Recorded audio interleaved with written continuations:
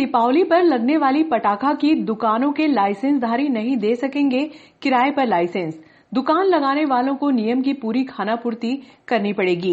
SDM ने लाइसेंसधारियों को हिदायत देते हुए कहा कि अनियमितताएं पाए जाने पर कड़ी कार्रवाई की जाएगी। दुकान के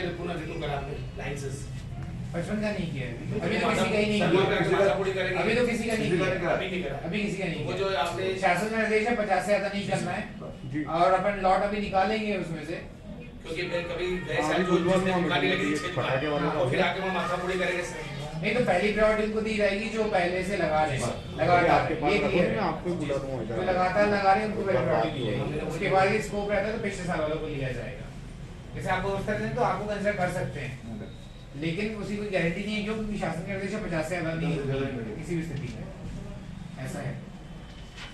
और बाकी आप भी समाचार पत्र वगैरह पढ़ ही रहे होंगे समाचार सुन भी रहे होंगे कैसे क्या चल रहा है दिल्ली में मुंबई में बंगाल में कई जगह पे तो उन्होंने मतलब आतिशबाजी बैन ही कर दी है अपने हालांकि ऐसा कोई निर्देश नहीं आया है हालांकि जिस प्रकार से कोरोना महामारी चल रही है कब क्या कैसे निर्देश है उसका मुझे हमको भी नहीं मालूम है हालांकि 8-9 नवंबर तक ऐसी उम्मीद है कुछ और क्लैरिटी आएगी 9 नवंबर तक। और ये भी मैं मतलब जो हम आजकल जो न्यूज सुन रहे हैं उसी बेसिस पे कह रहा हूँ क्योंकि हाईकोर्ट मध्य प्रदेश हाईकोर्ट में भी इसकी सुनवाई चल रही है 8 या 9 नवंबर को इस संबंध में फैसला सुरक्षित रख लिया गया है। अंतिम निर्णय 8 या 9 नवंबर को आने वाला है मध्य प्रदेश में जो लागू रहेगा। और आपने ये भी पढ़ा होगा कि किसी प्रकार से जो विदेशी पटाखे हैं आतिशबाजी है उस पर पूरी तरह प्रतिबंधित रखना है। और इसके अलावा जो बहुत ही ज्यादा ध्वनि करते हैं बहुत ज्यादा प्रदूषण करते हैं उस पर भी हमको काफी हद तक लगाम लगानी है। विदेशी तो पूरी तरह प्रतिबंधित रहेंगे ये तो आपको क्लियर होगा ही और ऐसी उम्मीद भी कर रहा हूँ कि आप लोग पूरा सहयोग करेंगे पुलिस और प्रशासन का। दूसरा इसके अलावा एक और जो निर्णय में पढ़ रहा था उसमें ये था कि हिंदू देवी देवता उनकी भी कई बार तस्वीर छपी रहती थी जैसे हम लोग भी जब छोटे थे मुझे याद है लक्ष्मी जी वगैरह तो उसका क्योंकि इस प्रकार का माहौल है इस प्रकार के लोगों में वो उठ रही है तो उसका हम ध्यान रखें उस चीज का लोगों की भावनाओं का भी। और वो अच्छी चीज भी है देवी देवताओं की फोटो वैसे नहीं होनी चाहिए तो उसका भी आप विशेष ध्यान रखें किसी प्रकार से हमारे यहाँ की शांति व्यवस्था में खलल ना पड़े उसका हमको ध्यान रखना है। और ऐसे पटाखों को हम लोगों को बिक्री नहीं करनी है कौन से विदेशी जो हो क्योंकि वो प्रतिबंधित है। दूसरा जो इनमें हिंदू देवी देवताओं की प्रति छपी हुई। और इसके अलावा आपकी तरफ से कुछ तो पता है? अच्छा सर मेरी जो आपकी सब्जी मंडी लग रही है श्री मंदिर तो सब्जी मंडी भी लग रही है सुबह लग रही है तो दुकानें से पास में लगी है।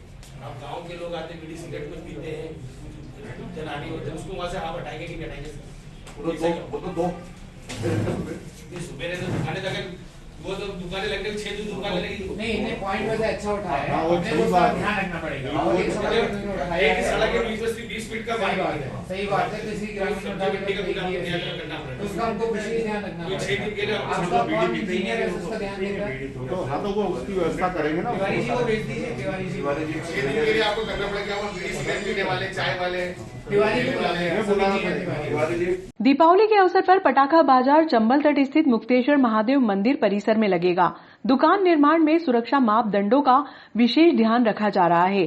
पेटलाउदा कांड के जख्म 6 वर्ष बाद भी नहीं भर पाए हैं। इसी को मद्देनजर रखते हुए पटाखा दुकानों के लाइसेंस नवीनीकरण को लेकर नवागत एसडीएम आशुतोष गोस्वामी काफी सख्त नजर आए। एसडीएम ने शुक्रवार को पटाखा व्यवसायियों की बैठक लेकर सख्त निर्देश दिए। नागदा बिला ग्राम के लगभग 50 दुकानदारों को दुकान आवंटित कर दी गई है। दुकान संचालन के दौरान प्रशासनिक अधिकारी मौके पर पहुंचकर बारीकी से जांच करेंगे। यदि दुकान पर लाइसेंसधारी व्यक्ति नहीं मिला तो उसका लाइसेंस तुरंत निरस्त करने की कार्रवाई की जाएगी। इसमें से अब कोई भी लाइसेंसधारी व्यक्ति अपना लाइसेंस दुकान संचालन के लिए किसी भी व्यक्ति को किराए पर नहीं दे पाएगा। इस बार प्रशासन पटाखा दुकानों के संचालन को लेकर काफी सख्त दिखाई दे रहा है। एसडीएम ने लाइसेंस नवीनीकरण के दौरान स्पष्ट कर दिया कि यदि किसी भी व्यापारी ने चाइना पटाखों व देवी देवताओं के फोटो अंकित वाले पटाखे बेचने का प्रयास किया तो उसका लाइसेंस निरस्त कर धारा 188 में प्रकरण दर्ज किया जाएगा। बैठक में CSP Manoj Ratnakar, CMO Mohammad Ashfaq Khan, TI Shyamchandra Sharma, राजस्व निरीक्षक बसंत सिंह रघुवंशी, इंजीनियर अजीत तिवारी आदि मौजूद थे। इसको एक आध दिन में करा लेना, डिले मत करना इसको। 50 की दुकानें बनने चाहिए, दुकान बनाना पड़ेगी 50। जगदीश शंकर लाल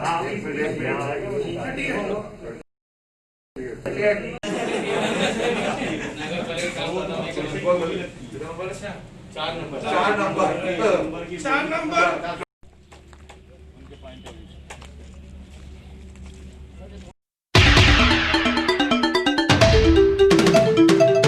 गांव बेरछा में गौशाला की लगभग 24 बीघा भूमि को 1 दर्जन अतिक्रमणकर्ताओं को हटाने में पुलिस और प्रशासन को 2 दिन का समय लगा। कलेक्टर के आदेश पर 50 वर्षों बाद भूमि अतिक्रमण मुक्त होने से गौशाला समिति के सदस्यों व ग्रामीणों ने राहत की सांस ली। अब समिति द्वारा लगभग 100 गायों के लिए इस भूमि पर चारे की बोवनी भी की जाएगी। गांव बेरछा में गौशाला की लगभग 24 बीघा भूमि पर 1 दर्जन रसूखदारों ने 50 वर्षों से अतिक्रमण किया हुआ था। इसको लेकर सरपंच बद्रीलाल बामनिया द्वारा 5 वर्षों से प्रयास किए जा रहे थे। कलेक्टर आशीष सिंह आपकी सरकार आपके द्वार कार्यक्रम के तहत जब गांव की चौपाल पर पहुंचे तो कमलदीप गौशाला समिति के अध्यक्ष जगदीश शर्मा व सचिव गोपाल पटेल ने सरपंच के नेतृत्व में कलेक्टर के समक्ष अतिक्रमण का मामला प्रमुखता से रखा। सरपंच बामनिया के अनुसार गौशाला में लगभग 100 गायें हैं जिनके चारे के लिए विपरीत परेशानियों का सामना करना पड़ता है। यदि गौशाला की लगभग 24 बीघा भूमि से अस्थायी अतिक्रमण हट जाए तो गौशाला में चारा की उपलब्धता सुनिश्चित हो सकेगी। कलेक्टर सिंह ने एसडीएम आशुतोष गोस्वामी को कार्यवाही करने के निर्देश दिए।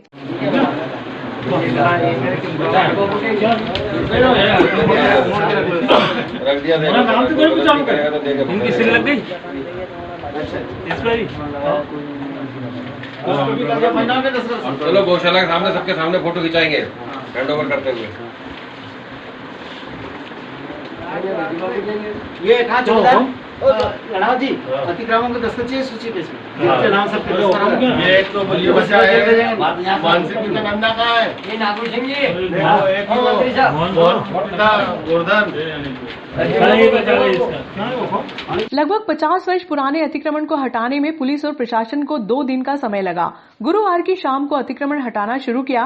प्रारंभिक दौर में जब खेत से अतिक्रमण हटाने के लिए ट्रैक्टर चालक नहीं मिला तो आरक्षक गोपाल चावड़ा ने आरआई मित्तल और पटवारी राणावत को बैठाकर ट्रैक्टर चलाया। इस दौरान नागदा पुलिस थाने का बल कोटवार सहित राजस्व का अमला मौके पर तैनात रहा।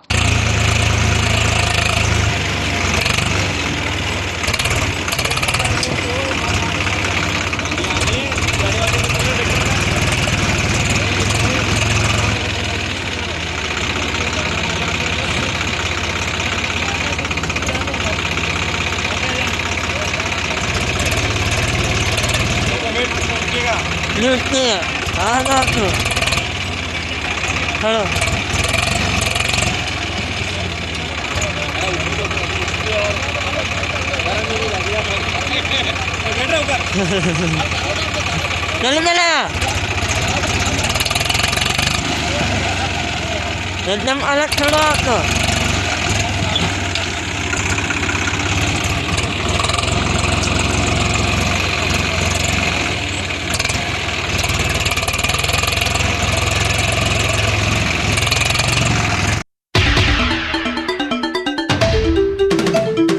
गांव बनबना से बोरखेड़ा के बीच एमडीआर के तहत सड़क निर्माण का कार्य लगभग पूरा हो चुका है, लेकिन गांव की रिहायशी बस्ती में अतिक्रमण होने से निर्माण कार्य लंबे समय से रुका हुआ है।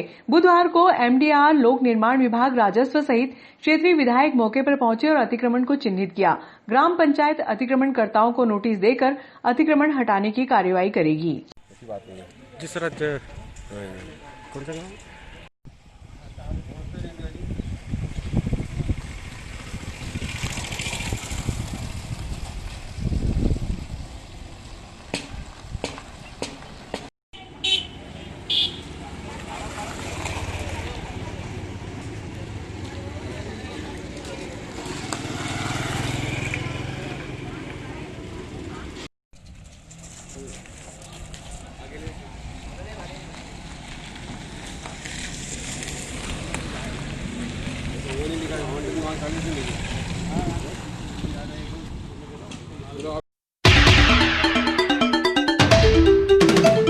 आपकी सरकार आपके द्वार कार्यक्रम के तहत कलेक्टर आशीष सिंह ने गांव हताई और बेरछा पहुंचकर ग्रामीणों की समस्या को सुना। प्रातः 11:30 बजे कलेक्टर गांव हताई के ग्राम पंचायत भवन पहुंचे कलेक्टर कुर्सियों को हटाकर पंचायत भवन की ओटले पर बैठकर ग्रामीणों की समस्याओं को सुनते हुए नजर आए। सबसे पहले किसानों ने खाद की समस्या से कलेक्टर को अवगत कराया। उन्होंने कहा कि पहले 85 खाद सोसाइटी में और 15% बाजार में रहता था, लेकिन वर्तमान में परिस्थितियां बदल चुकी हैं, जिसके कारण कमी आई है। लेकिन जिन खाद के दुकानदारों द्वारा यूरिया के साथ डीएपी लेने के लिए दबाव बनाया जा रहा है, उनके प्रतिष्ठान सील कर रासुका की कार्रवाई करने के निर्देश कलेक्टर ने एसडीएम आशुतोष गोस्वामी को दिए। सोसाइटी में तो हमको मिले ही नहीं, वहाँ से बोले कि है ही नहीं, खाद ही नहीं। तो अब 2-4 दिन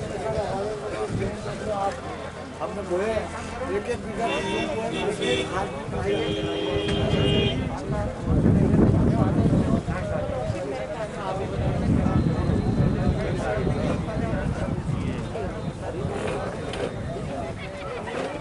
तो सर वो ऐसा तो है नहीं, तो आप उन्हें थाने पे बताया, मैं वहाँ पे अरे इतना याद मेरे को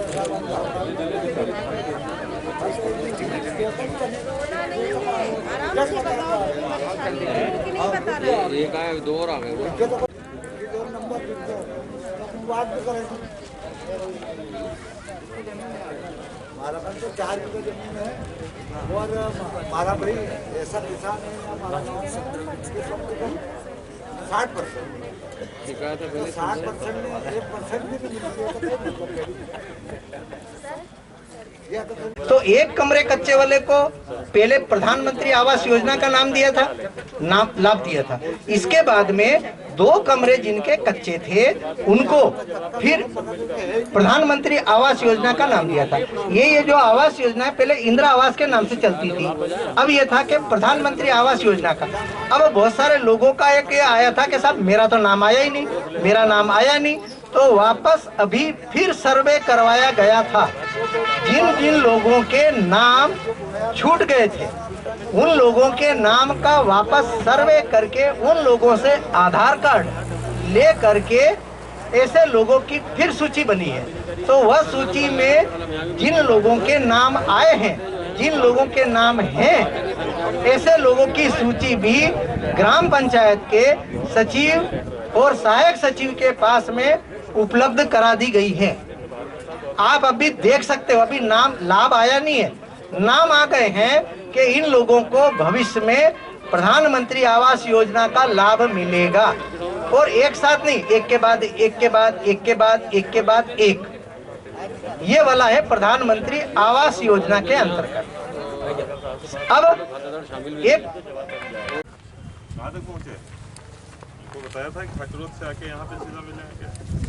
तो पटवारी कौन है? जी जी। कितना निकला है इनका वो?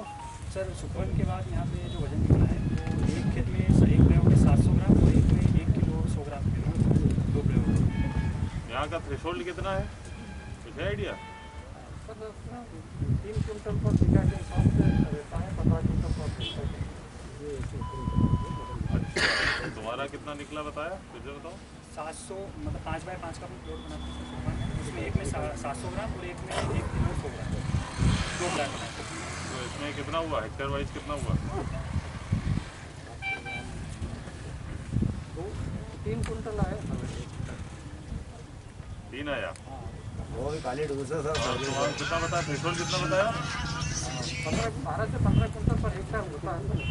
इतना कम नहीं निकला होगा, ज़्यादा होगा। हिसाब लगाओ, जोड़ो उस पर, पूरा भाग करो कागज पे। 1 हेक्टेयर निकालो, कितना हुआ? 400 ग्राम है, 3 क्विंटल हुआ। 5, 1.5, 7, 7.5 क्विंटल बनता है। 1.5 क्विंटल बीघा से ज़्यादा किसी का नहीं हुआ। जो अपना एवरेज निकला है सर वो 3 क्विंटल के हिसाब से नहीं आया है, उसका आधा ही 2 किलो के समथिंग होता है, तो वो 3 के हिसाब से आया। 1 हेक्टेयर में कितना निकला तुम्हारा? 700 और कितना? 1 किलो 100 ग्राम। 100, तो मतलब दोनों का अगर तुम करो तो हो गया 900 का एवरेज। 900 के हिसाब से कितना निकला हेक्टेयर? 900 के हिसाब से 2 क्विंटल। 2। और थ्रेशोल्ड कितना बताया उसने? 12 से 15 क्विंटल पर हेक्टेयर आता है एवरेज प्रोडक्शन। प्लॉट कितने के बनाते हो तुम? Sir 5 by 5। 5 by 5 metre? जी सर। हाँ, तो 25 स्क्वायर मीटर हो गया। और 1 हेक्टेयर में कितने होते हैं स्क्वायर मीटर? 10,000 25 इंटू 40 हो गया ना। कराना है पूरा, जैसे ही चालू हो, भले ही अपना केसीसी में कोई दिक्कत हो, अपना वो हो गया हो, ओवरड्राफ्ट हो गया हो, लेकिन फिर भी अपने को बीमा हर हालत में कराना है, वरना नगद पैसा जमा के करना। जैसे मान लीजिए तो कथन इनका ठीक नहीं होता कि अपन कोई उसके ऊपर से लाइन डालते हैं, फिर भी जांच करा लेंगे। कब लाइन कब पड़ी थी? लाइन तो सर ये अपने 2004 में इन्होंने डाली। 2004 में? जी सर। और आपका मकान कब बना था? मकान तो ये गांव बना, मेरे बाप दादा रहते थे वहीं से चला ये मकान, तो वहीं इनकार भी करा तो नहीं माना ना वो। इनकार कर दिया था हमने कि यहाँ मत ये करो, तो नहीं। ये बता रहे हैं सरपंच साहब 4-5 साल पुरानी नहीं, 4-5 साल में चार से डली हुई है सब। तो 15-16 साल में कहीं शिकायत नहीं करी? सब कर दी साहब, डी साहब को भी दे दिया, पिपलोदा हमारा वो कैंप है वहाँ भी दे दिया। हमने कई शिकायत कर दी, तो पूरा मोहल्ला है साहब, एक ही मकान नहीं है, पूरा मोहल्ला है। मोहल्ला पूरा देखो यार ऋषि साहब कौन है? एक्चुअली थोड़ा सा व्यवस्थित कर देंगे, देख लेंगे। जो भी नियमानुसार कार्रवाई वर्तमान पॉलिसी में होगी करवा देंगे। वर्तमान क्या, वो तो वो गली से बाहर ही लाना पड़ेगी लाइट। तो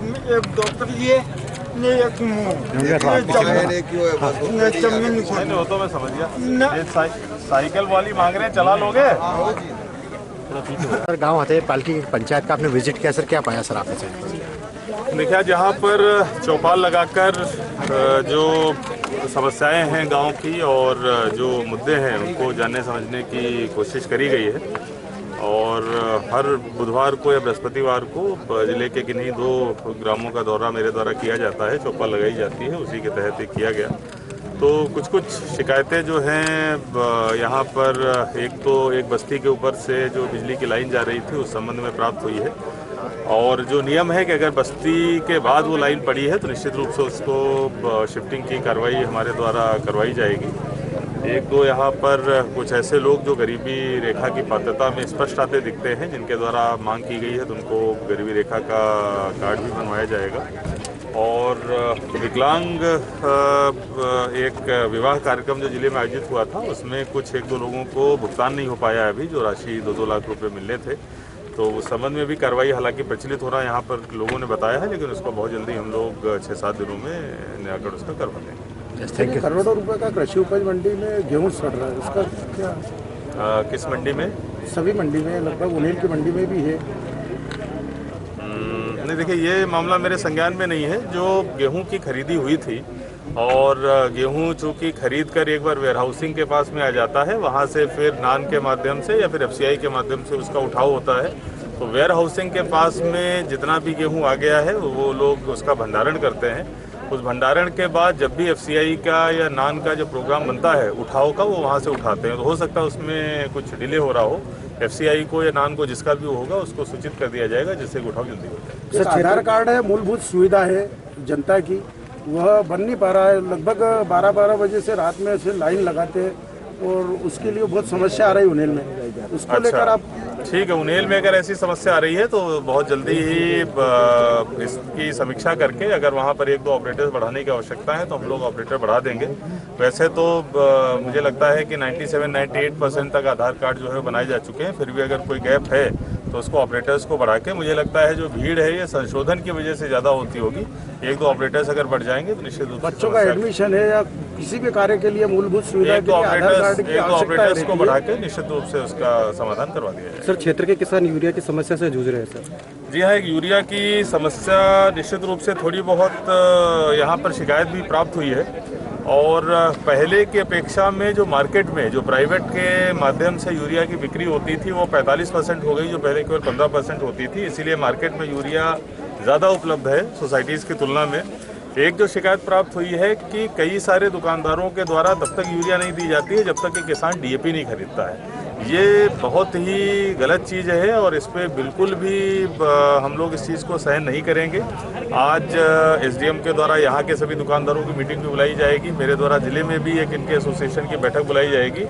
अगर कल से इस प्रकार की कहीं से भी शिकायत आती है कि यूरिया तब दी जाएगी जब डीएपी आप लोगे, तो हम लोग न केवल दुकानदार के विरुद्ध जो है वो एफआईआर के माध्यम से प्रकरण दर्ज कराएंगे, बल्कि उसको दुकान की सील कराने की कार्रवाई, उसका लाइसेंस निरस्त करने की भी कार्रवाई कराई जाएगी। इस संबंध में एक भी शिकायत को किसी भी तरीके से टॉलरेट नहीं किया। सर, बीपीएल कार्ड के लिए भी कोई निर्देश जारी किया गया आपको? देखिए, बीपीएल कार्ड अगर कहीं हम लोग जो खासतौर पर उज्जैन शहर और नागदा शहर में जो अपात्र लोग हैं जो बीपीएल लिए बैठे हैं, उनको अपात्र करने की और उनका नाम काटने की एक कार्रवाई एक अभियान के रूप में हम लोगों ने चलाई है।